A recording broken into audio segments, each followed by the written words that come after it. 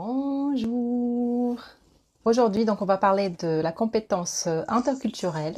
Puis Ingrid, elle est là, justement. Bonjour. Bonjour. Ça va, tu vas bien? Oui, et toi?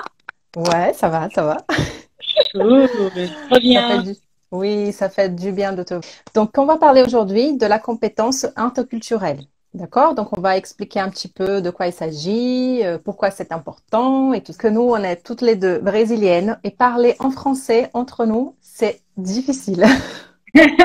On parle beaucoup portugais tout le temps. C'est une chose du cerveau, je crois, hein. Un jour, j'ai regardé une série en espagnol et j'étais en train de mettre les jours de la semaine dans un agenda et j'ai écrit lunes au lieu d'écrire lundi. Et Oui? du coup, c'est compliqué tout ça. Oui, oui, oui, Alors, oui, oui. bon, Est-ce que tu peux te présenter d'abord? Donc, dis-nous qui tu es, qu'est-ce que tu fais et tout ça. oui, oui. Bon, bonjour à tout le monde. Ingrid Bonini, je viens de Porto Alegre, au sud du Brésil. Donc, j'ai grandi avec mes parents, puis j'ai vécu avec ma grand-mère. Et puis, j'ai fait une formation à l'Université fédérale du Rio Grande do Sul, donc URGS, une formation de théâtre, bacharelado. Alors, donc, non pour être prof de théâtre, mais plutôt pour être comédienne. Et au Brésil, l'université, pour ceux qui ne savent pas, bah, c'est comme l'école, c'est formateur, c'est pratique. C'était 4 ans méga intensifs de cours de théâtre. Et Mhm. avant de finir cette formation, je me suis dit que j'allais venir en France pour faire un Erasmus et qu'après, bah, je serais rentrée au Brésil pour finir mon année au Brésil tranquille Oui, et oui. rester auprès de Nia. Avant de rentrer au Brésil, bah, j'avais rencontré quelqu'un et après j'étais en couple à distance, puis je suis venue pour lui. Puis je suis retournée, j'ai fini ma formation, je suis revenue et après ça n'a pas marché, mais j'ai fait un master en France du coup. Parce que quand je suis revenue pour rejoindre cette personne, je me suis dit je vais pas être là que pour une personne parce que quand on fait les choses pour une personne, ben on fait pas pour nous. Donc je me suis dit je vais quand même m'inscrire à l'université française pour avoir un diplôme français. Qui sait, hein, si jamais ça marche pas, moi j'aurai un diplôme français. Oui, C'est pas évident pour moi l'université française, on peut en parler plus tard si tu veux. oui, Mais, c'est clair. mais bon, C'est quand assez la compliqué. relation a fini, ben, j'ai continué avec un visa étudiant et j'ai fait un master en art du spectacle, études cinématographiques et théâtre européen. Ça fait donc depuis que j'ai fini ces études et même pendant les études que je travaille en France en tant que comédienne, intervenante de danse. Je donne des cours de théâtre aussi. Des cours d'expression corporelle aussi. Je fais des spectacles avec des enfants. Et je donne aussi des cours de danse brésilienne. Donc, on va rentrer dans ce sujet plus tard aussi. Une artiste intermittente du spectacle en France. Je fais aussi des échasses. Voilà. Je pense que c'est ce que je peux dire actuellement. Donc, je vis en France depuis plus de 8 ans. C'est le temps que je te connais, parce que quand je suis Oui, arrivée en France, le premier jour que je suis arrivée, je t'ai vue. oui, on s'est connus le Et premier jour que tu étais là, exactement. Je voudrais en fait que tu nous expliques un petit peu qu'est-ce que tu as trouvé de la France, du peuple français. Est-ce que c'était difficile? Est-ce que ça va? Voilà, voilà, tes alors, premières impressions en France de il y a 8 ans. faut savoir que tout ça dépend aussi de comment on vivait notre vie avant. Donc, moi, je viens d'une famille qui a pas beaucoup de moyens, donc c'est plus la culture de la consommation, de la facilité et de la lutte pour avoir de l'argent et pour pouvoir s'en sortir. Et du coup, j'arrive dans un pays où la qualité de vie est pas la même. Donc, tout est beaucoup plus simple. Du coup, c'est super difficile déjà de comprendre. C'est de rentrer, sortir d'un pays de pauvres, d'un milieu de pauvres, rentrer dans un milieu de riches quelque part, même si j'étais encore à l'université et heureusement, je pense, avec des étudiants, voilà. Mais les difficultés que j'ai trouvées, bah déjà, c'était de trouver un travail parce que, Mhm. comme toi, j'envoyais des CV un peu de partout, dans les restaurations, dans les bars et personne m'appelait. Ensuite, je trouvais difficile aussi le lien avec les Français, de aller vers les Français, de communiquer Oui. avec eux. J'avais peur de poser de questions. Aussi, à l'université, je trouvais ça bizarre qu'on les gens ne viennent pas vers toi, parler avec toi. Si je peux justement ajouter une petite question là que ça me vient. Quand on est Ouais, arrivé en France, on avait toutes les deux un bon niveau de français. On oui, parlait très bien. mm, tout à Donc, fait. oui, ça c'est très important parce que je dis toujours à mes étudiants que la grammaire, ça suffit pas. Mm, On peut parler français, on peut parler vraiment très bien, on peut savoir genre tous les mots, qu'il faut savoir, ça ne suffit pas pour pouvoir parler avec les gens, pour pouvoir avoir une conversation engagée, pour vraiment échanger avec les personnes. Donc, ça suffit pas. Donc, tu disais que c'était difficile, par exemple, pour les Oui. CV. Donc, qu'est-ce que c'était difficile pour Et chercher encore, du boulot, par exemple? chercher du boulot. Et encore, c'était difficile et on parlait bien français. Et les gens nous disaient qu'on parlait bien français, hein. Oui, les gens nous disaient, oui, mais vous parlez super On bien parlait très français bien et tout. On français. disait, oui, Et merci, donc, c'est bien. on disait, bah, ça fait 5 jours que je suis là. Ils ont dit, ah bon, mais tu parles très bien français. Parce qu'il y Ouais. a beaucoup d'étrangers qui viennent sans vraiment parler. Parler, oui. C'est ce que j'allais dire aussi, c'est que la difficulté, elle double. Enfin, quand tu Ouais. parles pas français, donc déjà que nous, on arrivait ici dans cette difficulté sociale, on va dire. Donc, si tu parles pas français et que tu viens du même milieu que moi, c'est encore doublement difficile de s'en sortir dès le Ouais. départ, de ne pas être déprimé, désespéré tout de suite. Et Ouais, c'est après, je clair. trouvais aussi très difficile le côté administratif parce que je comprenais pas tout. C'est pas du tout pareil. Et en même temps, faut avouer qu'on était quand même jeunes. On avait quoi, Mhm. 23 ans, Oui, euh, 22 ans, 22, 23, ouais. 23 ans. Du coup, tout ce qui est impôts, compte bancaire, il y a plein de choses que je ne savais pas trop comment Et faire. ça aussi, ça change beaucoup. Donc, Mm, quand on déménage, donc moi, j'ai bien vécu cette expérience quand donc en fait, quand j'ai déménagé de France au Brésil, Brésil-France, puis après France-Angleterre. Et maintenant, c'est Angleterre-France à nouveau. Et c'est encore difficile de m'y trouver dans les papiers. C'est assez, vraiment beaucoup. Est-ce que tu pourrais nous raconter un petit peu, tu disais là, de tes difficultés pour chercher du boulot? Parce que ça, c'est très intéressant. Par exemple, de voir quelle est la différence, comment est-ce que ça se faisait au Brésil et que tu essayais de faire pareil en France et pourquoi ça mm. marchait pas. Et quand tu as compris le système, est-ce que ça marchait ou, enfin, est-ce que tu pourrais nous expliquer ça un petit peu? Alors, oui, il y a plein de choses qui est très difficiles. Donc, chercher du travail. Ce qui était difficile, c'est que déjà, le CV dans un pays, c'est pas pareil que le CV dans un autre. Donc, on Oui. va prendre le format du CV qu'on a, on va le refaire dans notre langue, déjà avec les erreurs de, de grammaire, de syntaxe et tout ça. Et ensuite, tu vas essayer de passer ça. Les gens, ils savent même pas comment lire un CV qui n'est pas du même pays. Donc, je trouve que c'est très intéressant de savoir comment faire ton CV quand tu arrives dans un nouveau pays. Mon premier travail en France, c'était vraiment par réseau, c'était pas du tout par CV. Donc c'était Mhm. vraiment en discutant avec les gens. Je sortais pas mal pour essayer de parler aux gens, pour essayer de travailler le français. Puisqu'à la base, j'étais venue que pour 6 mois, je me suis dit, je vais bien apprendre le français. Je vais essayer d'avoir un bon vocabulaire, avoir un vocabulaire riche. Et donc, j'ai discuté avec les gens jusqu'à ce que quelqu'un me propose un travail sans que je Mhm. m'attende. Après, plus tard, je me suis inscrite au Pôle emploi. Pour ceux Mhm. qui ne connaissent pas ou qui vont arriver ou qui sont là déjà, le Pôle emploi, il a des formations gratuites qui aident les gens à trouver du travail. Donc, j'ai fait une formation, c'était comment faire son CV. C'était une formation d'une journée ou d'une demi-journée Mhm. gratuite. Et ça m'a bien aidé parce que je trouvais c'est très très efficace et super clair. J'ai appris à comment faire mon CV autrement. Mais même aujourd'hui, en tant que comédienne, c'est des CV super compliqués. Je regarde plusieurs modèles sur Internet et Oui, parfois ça ne suffit pas. Il faut vraiment oui. faire des formations. J'ai fait une autre formation il y a peu de temps, là, avant le confinement, sur comment réussir son casting en France, donc dans mon domaine. Et c'est une formation Pôle emploi aussi gratuite. Et je suis pas en train de faire la pub pour Pôle emploi, hein. Ça m'a quand même aidé parce qu'ils expliquaient comment changer son CV et agencer pour chaque poste. Donc je trouve que c'est important de savoir faire son CV quand tu arrives dans un pays, et mettre dans les normes de l'autre pour que ça passe pas pour quelqu'un qui ne sait pas parler français. Alors là, ça change vraiment beaucoup au niveau de la forme. En fait, il y a le contenu du CV si on fait, par exemple, Oui. moi, toujours, j'apprends à mes étudiants comment est-ce que, par exemple, ils peuvent faire une dissertation en français. Parce que ce n'est pas simplement si on fait une dissertation au Brésil ou en Angleterre et tout ça. Donc moi, ici, je suis en Angleterre et j'enseigne à la fac ici.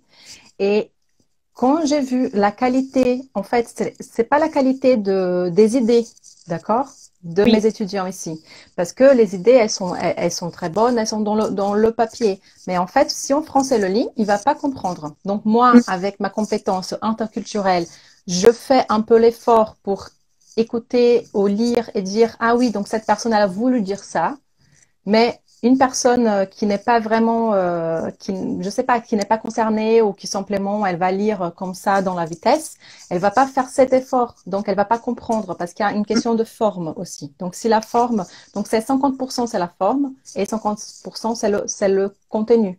Et c'est pour Oui. ça que le contenu, que la grammaire, elle ne suffit pas justement. Et puis, alors, je voudrais te poser une question justement. Est-ce que tu t'es senti un petit peu déplacée quand tu t'es arrivée ou est-ce que tu as une situation où tu te souviens que c'était un peu difficile? En fait, tu voulais communiquer et dire une chose, mais que finalement la personne ne comprenait pas et tu t'es rendu compte après que, ah oui, c'était pour ça. Quelques petites histoires très drôles. Oui, raconte-nous les histoires drôles. Alors, au Brésil, on utilise beaucoup le gérondif. Je suis en train de, Oui, j'ai rendu voilà, le aussi. ing de l'anglais. Ici, ça s'utilise dans le présent. Quelques mots s'utilisent dans le présent. Donc, une fois, je suis allée travailler et mon patron n'était pas encore arrivé et la porte était fermée. Et je me suis dit, mais je travaille bien aujourd'hui. Je devrais bien travailler aujourd'hui. Et du coup, je lui envoie un message et il m'envoie un message en disant, j'arrive. Du coup, j'arrive, je commençais à chercher de partout. Mais il arrive où? Je ne le vois pas. C'est dans le présent. J'arrive, pour moi, c'était je suis Oui, là. Et du coup, oui, j'ai oui. tapé la porte, j'ai cherché autour. J'ai gardé le j'arrive. 5 minutes après, il est arrivé. Et donc, j'avais pas compris que le j'arrive, ça veut dire je suis en train d'arriver. Oui. Voilà. Et du coup, tu étais Donc, là en train d'attendre. Et, oui, j'arrive, mais là, tout de suite. Oui, mais là, tout de suite. Il y en a un autre qui est très, très drôle aussi, c'est le mot oui, chercher. J'ai appris le mot chercher comme quand tu perds quelque chose ou quand tu ne sais plus où elle est, tu cherches pour trouver. Et un jour, j'étais avec un ami, il a dit, je vais aller chercher ma voiture et j'arrive. Et du coup, je me suis arrêtée, je dis, mais tu vas chercher ta voiture?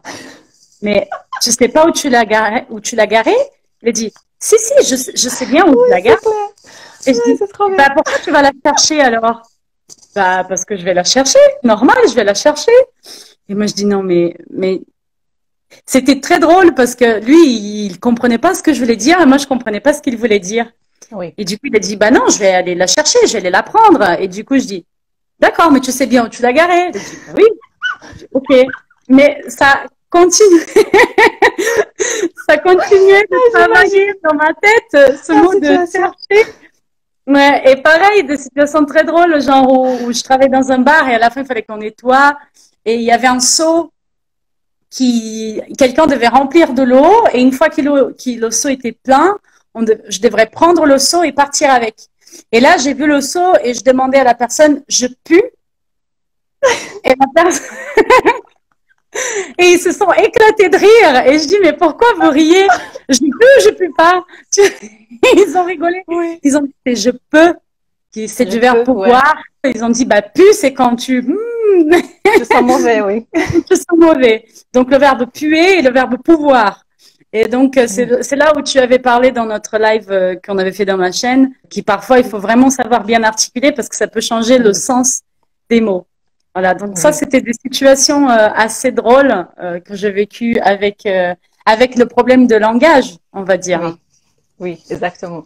Oui, parce qu'en fait, il y a ça aussi. Quand on apprend une langue dans une école, je veux dire normale, on apprend plutôt l'essence des mots standards. Mais puis quand on arrive et qu'on travaille, on échange avec les gens, en fait, on a les usages. Et en fait, un mot, pour dire chercher, oui, ça peut être chercher parce que je sais pas où est-ce que j'ai mis mes choses, mais ça peut être aussi chercher parce que je vais là-bas chercher ma fille et je vais la prendre en Oui, fait. Oui, chercher ton enfant à l'école. oui, oui, je peux aller chercher mon enfant à l'école aussi. Donc, c'est exactement la même chose, mais que normalement, on apprend, voilà, chercher, ça veut dire ça. Et puis, il y a juste des choses. Et puis, Oui, quand on arrive, on a les usages. Et puis, ça va.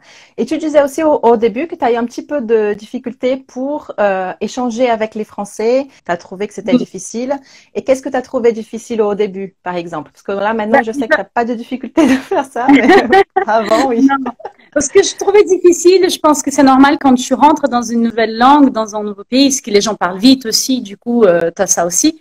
Mais le plus dur, c'était l'approche avec les Français. Je pense que c'est cette peur. Les Français, ils sourient moins que nous tout le temps, parce que nous, on est en train de sourire tout le temps.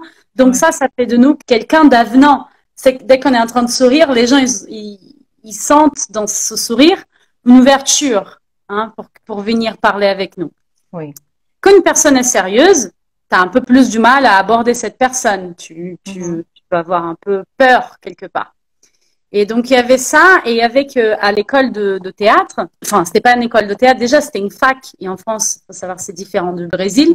Les gens étaient très solitaires, quelque part, et ils font vraiment le travail eux-mêmes, et le prof, quand il posait une question, les gens, ils avaient peur de répondre, j'avais l'impression. Parfois, la réponse, elle était évidente pour moi, parce que moi, quand je suis venue, j'étais à ma 3e année d'école de théâtre au Brésil. Et ici, je suis rentrée dans un L1, donc c'était des cours de début de l'année. Donc, je savais un peu des réponses, des trucs. Mais j'osais pas répondre parce que je dis, ah ben non, mais si eux, ils lèvent pas la main pour répondre, moi, je vais pas le faire. Donc, j'avais cette peur de parler la langue quand j'étais au milieu des gens qui parlaient la langue. Donc, c'est toujours peur, mais c'est très sociétal. On a peur de ce que les gens vont penser de nous, si on va réussir à s'exprimer. Et je pense que c'est très important, très important pour pouvoir s'en sortir, de ne pas avoir cette peur et de oser demander aussi. Je n'ai pas compris. Moi, je me souviens quand j'étais à l'école, à la fac, je prenais des notes de tout ce que le professeur parlait. J'écrivais, mais c'était un stylo et un cahier. N'ai pas mon ordi. Mais j'écrivais comme j'imaginais qu'il disait. Mais parfois, il y avait des mots que je comprenais pas. Donc, quand j'arrivais à la maison, je transcrivais à l'ordinateur. Et j'essayais de comprendre le sens de la phrase avec les mots. Tu vois, c'était difficile parce que c'était un cours de cinéma, par exemple, et le professeur parlait des chants. Et chant, pour moi, je pensais à chanter, je comprenais pas chant, qu'est-ce que c'était le chant? Et en fait, c'était le campo, le champ de vision, le champ de vision. Oui. Voilà. Donc, j'ai pris beaucoup de temps pour comprendre des mots que j'écrivais au début et que je savais pas ce qui était. Et même quand je redemandais au professeur d'expliquer, parfois c'est aussi important de demander d'épeler les mots pour que tu puisses écrire. Mais c'est vrai que je pense que j'étais une des seules étrangères dans un cours de art du spectacle. Donc, j'avais un peu cette peur de aller vers les Français et aborder en français, discuter avec en français. C'est beaucoup plus facile quand tu es dans un bar ou quand tu es dans un événement où vous avez les mêmes intérêts. Je me souviens que le cours où j'étais plus proche de mes collègues, c'était un cours pratique. Voilà, c'était un cours de clown. Et donc là, on pouvait plus discuter. Et là, c'est la première fois que je fais un groupe de potes français. Quand j'étais en France, c'était. Et donc, ça a pris à peu près combien de temps pour que tu sens c'était presque 4 mois, quoi. Parce qu'avant, en plus, on reste dans cette bulle on va trouver des amis et les amis qu'on trouve, c'est des Brésiliens, ce qui est normal parce qu'on essaye de trouver des gens qui connaissent un peu où on est, qui peuvent nous aider en ayant un peu la même culture que nous pour pouvoir comprendre nos problèmes. Donc, c'est normal qu'on aille chercher chez les Brésiliens, mais je trouve que c'est aussi intéressant de trouver d'autres moyens de s'adapter à une nouvelle culture que juste trouver des gens d'une ancienne culture pour vivre sa culture dans cette culture. Je sais pas si c'était exactement. Oui. Oui. Je vois que Carola, elle a dit ça fait 6 ans et j'attends toujours ma bande. On va parler plus tard, mais je veux juste faire une parenthèse. Pendant le confinement, j'ai trouvé du temps justement pour ouvrir une chaîne YouTube. Et je me suis dit, je veux aider ces gens qui ont la même difficulté que moi j'ai eu en arrivant ici. Oui. Et donc, j'ai ouvert cette chaîne pour justement parler de pas mal de choses dont on parle. J'avais fait une vidéo, donc, dans ma chaîne, qui parle sur l'intégration, ou l'adaptation, si vous préférez. Je trouve que c'est important de ne pas rester dans le cercle des Brésiliens. Enfin, c'est bien d'avoir ses amis brésiliens. Je trouve ça important de baigner dans sa culture, d'avoir de quoi se nourrir de son ancienne culture pour ne pas, justement, comme tu dis, ne pas perdre son essence, perdre sa culture. Mais je trouve intéressant d'essayer d'aller vers les Français et comment aller vers les Français. Et dans cette vidéo, j'avais parlé du fait de s'inscrire à des associations. Il y en a plein, hein. Il y a des associations de festivals artistiques où tu vas servir des bières 3 heures par jour ou 4 heures par jour et tu vas rencontrer des gens parce que tu vas travailler avec ces gens. De s'inscrire dans un groupe de danse ou de sport ou de chant ou d'une activité qui t'intéresse, qui c'est des envies personnelles qui sont pas liées à la culture mais plutôt à des choses qui t'aiment faire. Et là, tu vas rencontrer d'autres personnes qui ne sont pas que des Brésiliens, qui ne sont pas que de ta culture. Et ça va te permettre donc de faire un autre groupe, je trouve. Et je trouve ça très, très important d'essayer d'aller piocher et de ne pas s'enfermer aussi. Je trouve que l'ouverture, pour moi, l'ouverture, c'est le conseil. Tu m'as même pas posé la question, Non, mais pas encore. je trouve que l'ouverture, c'est le meilleur des Oui, conseils. oui, oui, oui. En fait, il y a beaucoup de choses et je vais profiter un petit peu de ça pour justement parler donc de cette ouverture, on appelle en linguistique, d'accord, de compétences interculturelles, d'accord? Nous Donc, avons qu'est-ce que, une voilà, théoricienne et oui, une praticienne. oui, exactement. Donc, de quoi il s'agit ça? Alors, de quoi il s'agit? En fait, si on va penser, donc on a un message, d'accord? Donc, on a le message, donc on veut passer un message. Donc, si on pense là, au début de la vidéo, là, justement, où je disais que la grammaire suffit pas, parce qu'elle suffit pas, c'est justement quoi? C'est justement qu'on a un message et on a un émetteur et un récepteur. OK? Principe basique. Puis, entre émetteur, récepteur et le message, on a le décodage du message. Et en fait, c'est le décodage du message qui, en plus, bien sûr, la base, c'est la grammaire, parce que bien sûr, si on dit une phrase qui fait pas de sens, on peut pas comprendre. Ça, c'est clair, d'accord? Donc, on a la base. Mais en plus de ça, on a des couches, d'accord? Donc, on va rajouter des couches. Et ces couches, ce serait par exemple la culture, d'accord? Donc, par exemple, est-ce que dans une situation de deuil, d'accord? Quelles sont les phrases qu'on peut dire? Quelles sont les phrases qu'on pourra dire à ces personnes? Est-ce que dans un moment, par exemple, où une femme elle va accoucher, qu'est-ce qu'on dit dans un pays, qu'est-ce qu'on dit dans un autre? Pour Oui, justement ne pas pouvoir, parce que c'est très différent. Comment est-ce qu'on dit à une femme au Brésil qui va accoucher en France? On peut pas dire exactement la même chose. Donc, comment? Alors, ces choses, par exemple, qu'on va dire, elles sont baignées par la culture. Et ça, comment est-ce qu'on apprend? Dans le jour, en fait. D'accord? Donc, j'ai ici un petit papier avec, avec ma définition de compétence j'adore. interculturelle. D'accord? Alors, c'est justement, donc la compétence interculturelle est la capacité de comprendre, d'analyser les différences d'une autre culture, de s'y adapter, d'y évoluer et d'atteindre ses objectifs dans cette différence. Donc, c'est justement ça. En fait, l'idée, c'est que les étudiants, ils puissent atteindre leurs objectifs. Donc, est-ce que, bien sûr, si on est en France, que pour voyager, que pour faire un voyage de, je sais pas, 2 semaines ou même un mois, on va échanger avec les gens, mais ça va rester dans la superficie. Mais au moment où on va vouloir vraiment habiter, rester, se poser, travailler avec les gens, vraiment aller vers ces personnes et se sentir. Et justement, en fait, l'idée, c'est que on va s'intégrer, d'accord? Mais là, je veux pas parler. En fait, le mot intégration, des fois, c'est un peu Ouais, compliqué. J'aime pas trop, d'accord? oui, J'arrive c'est pas à un trouver peu un vrai. autre mot. Parce que s'adapter, en fait, c'est comme si quand on adapte quelque chose, en fait, la chose, elle perd un peu sa forme. Je sais pas si tu vois un petit peu ce que je veux dire. Quand C'est on qu'on va intègre. s'adapter.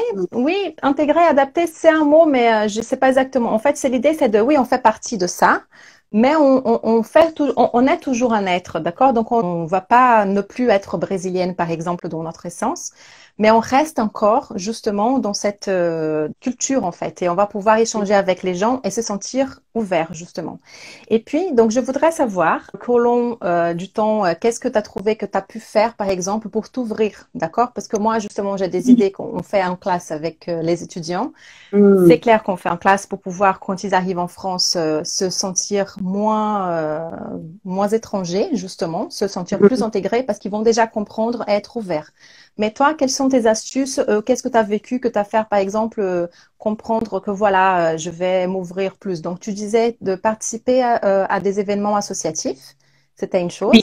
déjà, je trouve que c'est intéressant de ne pas avoir des jugements sur les gens parce on vient déjà avec des idées préconçues sur les Français, que les Français sont snobs, que les Français sont hautains, que les Français sont ci, sont ça, ne prennent pas de douche, que les Français Ils mangent que du prennent pas pain de et du douche. vin, ils boivent que du vin. C'est-à-dire, on a déjà des idées et donc il y a ce côté de on va déjà nettoyer tout ça et voir qu'est-ce que je reçois vraiment, juste écouter. Et ça, c'est pour tout, hein, pour la vie, je pense. On a beaucoup de préjugés sur plein de choses. Et je pense que c'est aussi traiter cette rencontre de culture comme une relation.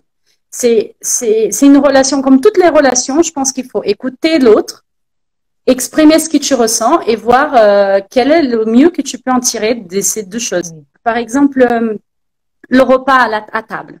Mhm. Je sais pas, en tout cas, dans ma famille, bah, on se sert, on commence à manger, on parle plus fort que l'autre, on se sert à nous ce qu'on a envie de boire. Ici, c'est différent. Ici, tu as l'entrée, tu as le plat, tu as le dessert. Tu te sers pas de plat principal tant que tout le monde n'a pas fini son entrée. Oui, exactement. C'est difficile au début parce que tu n'as pas cette habitude et tu peux être aussi mal interprété par les gens. Parce que les gens, ils ont pas ça, ils connaissent pas tes codes. Pour eux, si tu fais ça, t'es pas poli. Tu vois, c'est pareil. Si tu coupes la parole de quelqu'un, t'es pas poli. Si tu parles fort, t'es pas poli. Il y a plein de choses où tu n'es pas poli quand tu t'es vu comme pas poli parce que Oui. c'est la même chose qui nous fait voir les Français comme des snobs, comme des égocentriques. Donc, c'est bien de découvrir ces deux milieux et de me dire en quoi attendre que l'autre finisse avant de me servir, ça va me poser un vrai problème. De essayer de vivre cette culture et après de voir comment tu peux t'en adapter. Je sais qu'ici, je vis avec des Français. Quand on mange, c'est un peu comme ça. Euh, mais il y a des moments où j'ai pas envie. J'ai juste envie de manger plus tôt et manger vite fait et aller pouvoir lire un livre ou sortir, tout ça. Et eux aussi. C'est pas que moi, tu vois, donc c'est pas que de ma culture, mais de parler ce que tu ressens et de voir en quoi l'autre culture te pose vraiment un problème. Ça m'a appris beaucoup de choses. Ça m'a appris à Et en prendre fait, le temps. comment est-ce que tu t'es aperçu de ça? Comment est-ce que tu t'es aperçu que, ah oui, en fait, ils pensent que je suis pas polie. En fait, quel était le Ça déclic a un pris du peu? temps, hein. Ça a pris beaucoup de Ça, temps, en fait. oui, En fait, je trouve que ce qui m'a beaucoup appris, c'est le fait de vivre avec des Français. Déjà, quand j'étais en couple avec un Français, il y avait un peu de ça, mais quand même, c'était pas tout à fait. On mangeait un peu comme on avait envie et tout. On était un peu en mode couple. Mais quand tu vis vraiment au sein des gens qui sont français, qui ont leur culture qui est là, tu t'aperçois beaucoup de choses, en fait. Et moi, ça fait 2 ans que je vis ici avec des Français de mon âge, des gens plus ou moins différents de moi, qui ont leurs habitudes, mais qui sont français de culture. Et donc, je crois que je me suis rendu compte déjà quand je coupais la parole et qu'après les gens, ils me regardaient mal, ou ils voulaient plus parler. une fois, tu m'avais dit que tu parlais beaucoup de moi, je, moi, je, moi, je. Alors, est-ce que tu peux raconter ça? Parce que ça, je me souviens bien, oui. Comment c'était ça? Oui, c'est bien d'écouter les gens aussi. Et en France, c'est vrai qu'il y a tout ce temps de parole où tu vas entendre l'autre, tu veux s'intéresser pour t'intéresser à l'autre, pour ne pas être trop centré sur toi. Et nous, quand on est curieux et qu'on veut tout raconter, on a cette envie de quelqu'un à parler d'un truc. Ça t'a fait penser à quelque chose. Pour ne pas perdre le fil, bah, tu la coupes pour raconter ton histoire. Mais après, tu as coupé cette personne et elle peut plus raconter son histoire. Et du coup, est-ce que c'est vraiment important que tu racontes ton histoire à ce moment-là? Est-ce que tu peux pas attendre plus tard? Et après, il y a aussi le temps. Si ça passe le temps, bah, c'est pas grave. Tu vois, c'est pas important que tu ramènes tout le temps les choses à toi, en fait. Oui. Le monde ne tourne pas tout autour de toi. Je pense qu'il y a aussi beaucoup ça dans ma culture. Je pense peut-être, je sais pas si c'est de là d'où je viens, mais les gens, comme on n'avait pas, il fallait montrer aux gens qu'on en avait. Oui, Comme on exactement. n'était pas, il fallait montrer aux gens qu'on était. Tu vois, donc on a cette chose de montrer de l'image, tu Oui, vois. en fait, oui, je vois ce que tu veux dire parce qu'en fait, au Brésil, on a un petit peu, bah, c'est un peu pareil. On vient d'un milieu à peu près pareil, même si je viens de São Paulo. C'est que justement, il y a tellement du monde que pour que les gens puissent te voir, il faut que tu te fasses voir. Sinon, Oui, personne ne va te voir parce qu'il y a beaucoup de monde. Il y a beaucoup de monde. Donc, en fait, si tu veux faire un travail, tu dois faire le meilleur travail. Il faut que tu sois vraiment oui, très bien dans ce que tu fais parce que sinon, ça marche pas. Et qu'en France, c'est pas vraiment comme ça. On sait que les gens, voilà, ils sont un peu plus différents. Voilà, on va dire comme ça. Ils sont différents, ils ont une autre habitude, un autre rythme. C'est pas exactement le même rythme. Et ça aussi, par exemple, pour parler un petit peu de moi, je sentis aussi quand je suis arrivée en France et quand j'étais dans mon laboratoire. Parce que je sais qu'il y avait des chercheurs qui n'aimaient pas vraiment beaucoup. Parce que, en fait, quand quelqu'un me disait que ma recherche était bien et tout ça, je disais, oui, c'est vrai, t'as vu, c'est vraiment super, j'adore. Parce qu'en fait, j'étais enthousiasmée parce que j'aimais ce que je faisais. Et puis, les gens me regardaient comme si moi, j'étais snob ou voilà, est-ce que j'étais trop sûre de moi et tout. Et donc, en fait, je disais, mais pour moi, c'est évident. Si je fais quelque chose, il faut que ça soit bien, quoi. Donc, je veux montrer aux gens aussi ce que je fais. Donc, oui, je vois très bien ce que tu veux dire par ça. Alors, je regarde ici s'il y a des questions. Cortando brasileiros porque eles têm preguiça ou falta de paciência quando a gente está começando e eu meio falo lento e desejo com raiva. Eu vou no meu ritmo, o povo ranço por nada. Oui, c'est vrai qu'il y a des Français aussi. On va pas dire des Français. Moi, je préfère dire qu'il y a des personnes, d'accord? Oui, Et donc, il y a des personnes qui vraiment, ils n'ont pas vraiment, je sais pas, ils sont pas très patients avec les autres, ils sont pas très ouverts. Et ça, il faut aussi penser que moi, si je peux faire une catégorie, je catégorise les gens dans deux types des gens en France. Donc, ce sont les Français qui sont vécus en France, ils sont nés en France, ils ont vécu en France, ils vont mourir en France. Point final. Et puis, il y a les autres qui sont nés en France, mais qui sont allés ailleurs, voir un petit peu le monde de la vie, et puis ils sont retournés. Et puis, ces gens-là, ils sont ouverts d'esprit. D'accord? Ces gens-là, ils sont très ouverts. Et puis, ils veulent rencontrer des gens et tout ça. Donc, ce sont des personnes ouvertes. Mais c'est une culture vraiment que c'est pas que c'est difficile de parler avec eux, de faire de liens, mais qu'on a tous ces codes en fait. Et puis, comme on vient du Brésil, on a d'autres codes et puis on n'arrive pas. Et donc, justement, comme tu disais, c'est très important donc d'observer. Je pense que tout ça, ce que tu as vu, c'était de l'observation. Donc, on observe les gens, on observe. Donc, tu es à table, qu'est-ce que tu vas faire? Tu observes. Regarde comment les gens ils font. Qui a commencé d'abord? Pourquoi ils ont commencé? Et puis, tu commences. En fait, c'est sortir de l'automatique. Et là, si on va parler de cognition, c'est vraiment sortir de ton cerveau automatique et aller dans un moment où tu vas observer les gens. Donc, tu arrêtes et tu attends. Donc, attends que les gens commencent à parler. Et puis, essaye de comprendre quelle est la relation entre les phrases pour essayer vraiment de passer au-delà de simple sens des mots, mais de comprendre où employer ces mots. Par exemple, moi, je me souviens qu'une fois, quand j'étais prof de portugais à la Chambre de commerce de Grenoble, j'étais à la fac comme toi, et puis j'entendais les gens, c'était dans la première année, et puis j'entendais les gens dire, par exemple, j'ai la crève. Ah, j'ai la crève, tout ça, et ok. Je savais, j'étais malade, je suis malade. Et puis, je suis arrivée là-bas pour donner mon cours et il y avait une dame, mais une vieille dame qui faisait mon cours de portugais. Et puis, elle disait, oui, madame, vous avez l'air un peu fatiguée. Je disais, oui, je la crève. Et puis, elle m'a regardée, elle disait, ah, mais vous pouvez pas dire ça.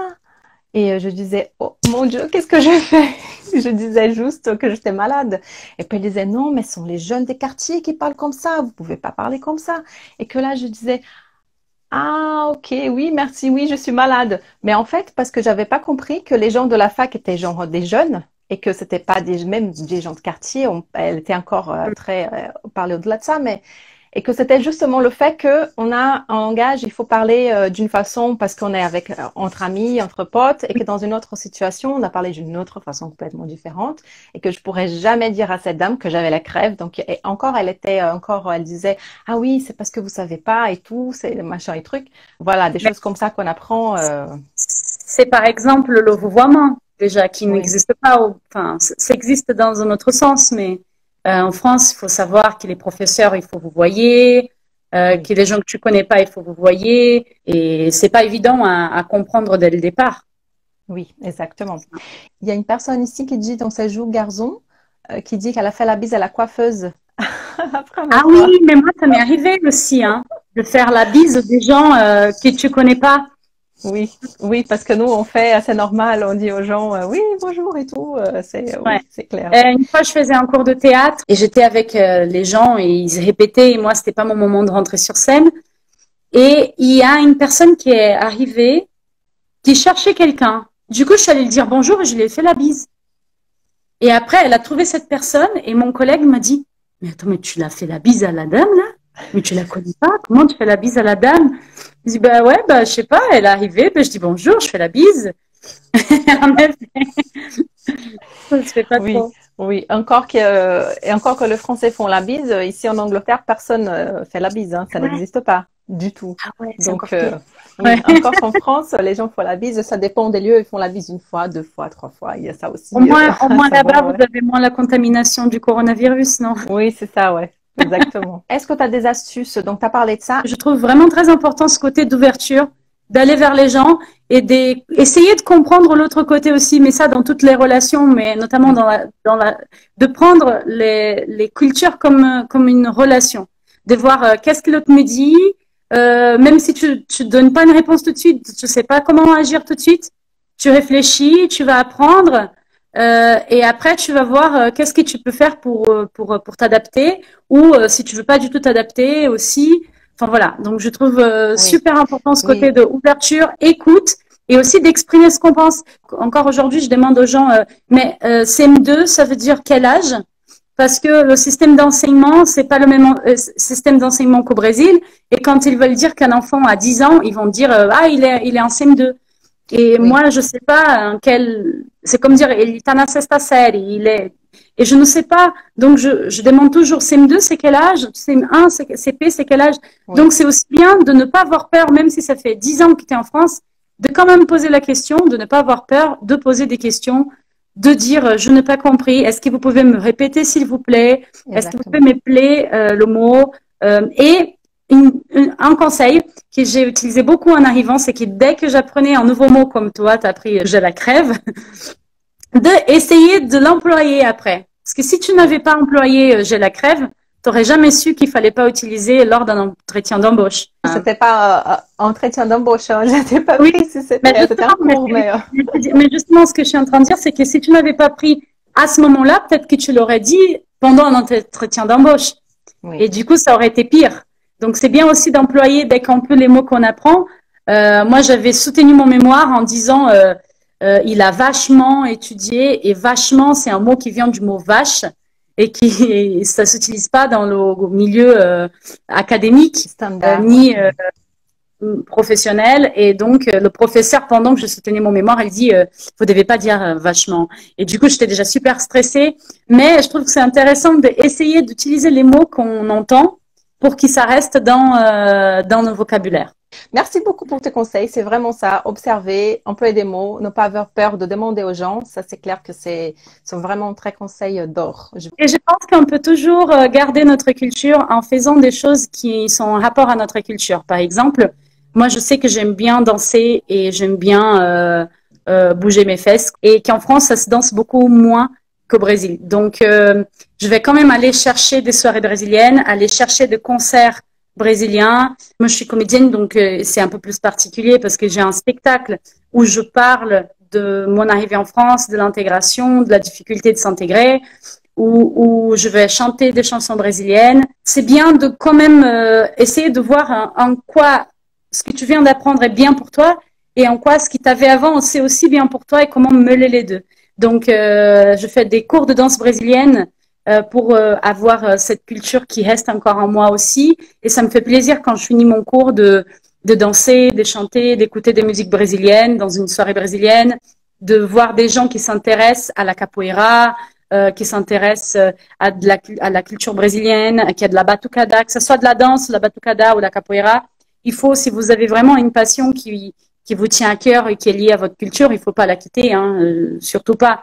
Il faut, c'est sûr que c'est beaucoup plus difficile de trouver brigadeiro et pão de queijo dans le coin de la rue, mais il faut quand même qu'on essaye d'avoir les deux et aussi d'intégrer à la nouvelle. Par exemple, ici à la maison, je fais parfois de la culinaire brésilienne et j'apprends à mes colocs ce qu'on mange au Brésil et du coup, je parle aussi de ça et donc ça ouvre un peu à leur apprendre un peu de d'où je viens et de comment on vit.